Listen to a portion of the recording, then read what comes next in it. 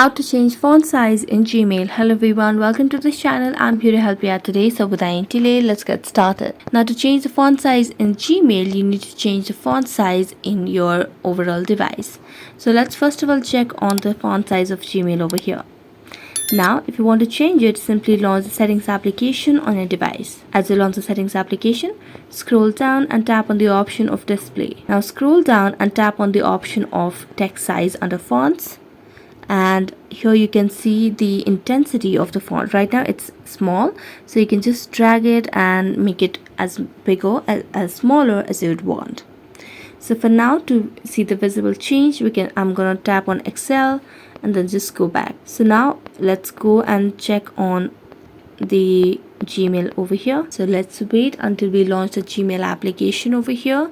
So let's tap on Gmail and there you go. So that's it. Thank you so much for watching this video. See you next time.